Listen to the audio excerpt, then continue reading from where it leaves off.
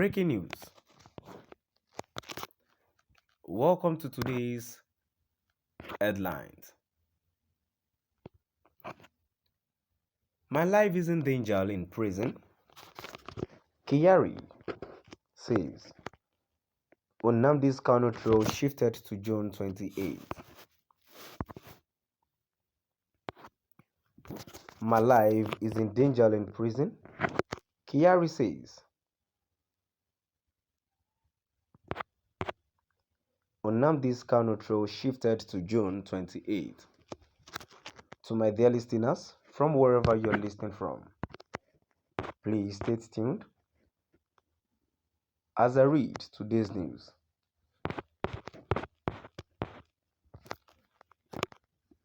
The suspended Deputy Commissioner of Police, DCP Kyari, who is facing drug trafficking charge, on Thursday begged the Federal High Court sitting in Abuja to release him on bail, alleging a threat to his life.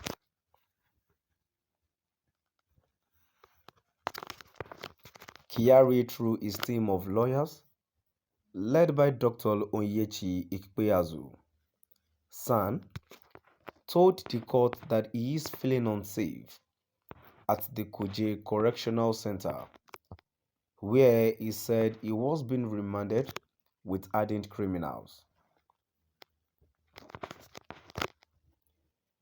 Ikpeazu said the fresh application for the court to reconsider the request his client earlier made for bail pending the determination of the charge against him became necessary, considering the nature of assignment he undertook while performing his duties as a police officer.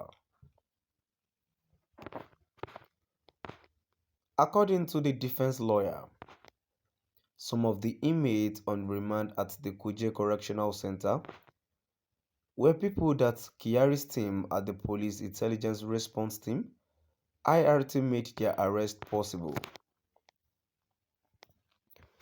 Aside from DCP Kyari, 3 other police officers that are equally on trial over the alleged offense, ACP Sunday, J. Ubia, Inspector Simon Agirigbal, and Inspector John Nuhu, also begged the court to okay their release on bail on safety grounds.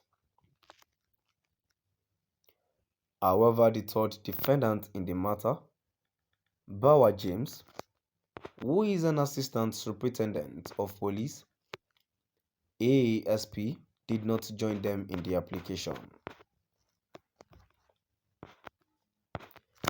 A federal high court in Abuja has further shifted the case of Nnamdi Kanu, leader of the indigenous people of Biafra, IPOB, to June 28.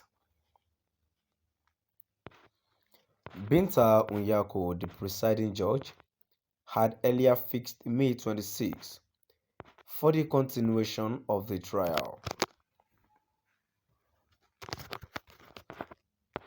However, in a statement on Wednesday, Ifeanyi Ejiofor, one of Kanu's lawyers, said he received a notice from the court that the judge is indisposed.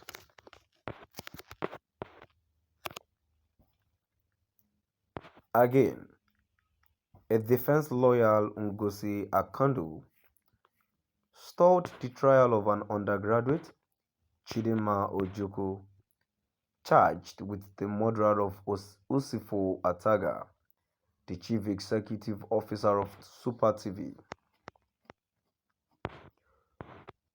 MS Ojukwu is standing trial for the alleged murder, stealing and forgery alongside her sister, Chioma Ebuchu, and one Adedapo Quadri. In a text message to his colleague on Thursday, Mr. Lakondu told the court that he would be absent because of a sudden health indisposition. The lawyer began representing Ms. Ebuchu after the latter had written to the Office of the Public Defender of her intention to change her lawyer. Thereafter, Mr. Akondo announced his appearance as the new lawyer for the third defendant and told the court that the documents given to him were not clear. He said he would need clearer copies and more time to study the document. At the last sitting on May 16, Mr. Akondo sought more time to study the court document.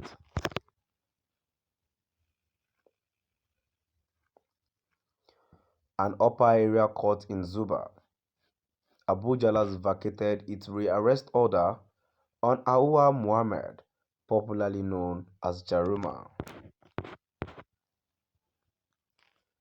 The police had arrested and charged the self-acclaimed sex therapist to court over defamation of character, false news publication, and intimidation.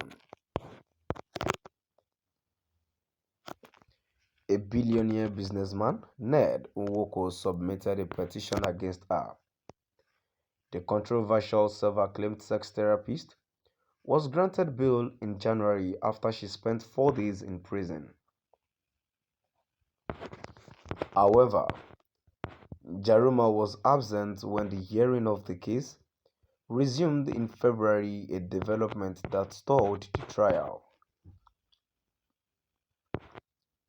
Nigeria is expecting about 105 metric tons of potassium used for blending fertilizer from Russia and Canada,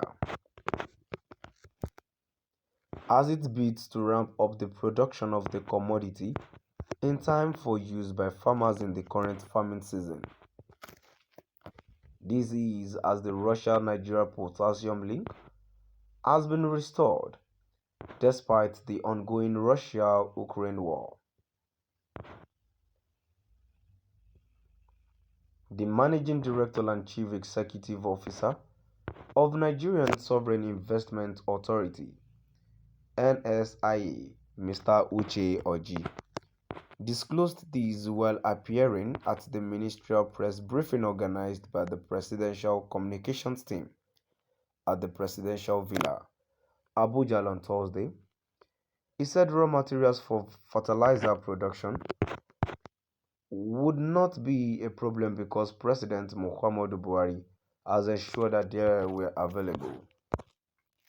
So my dear listeners, now we've come to the end of our today's news. Please do drop by the comment section and let us know what you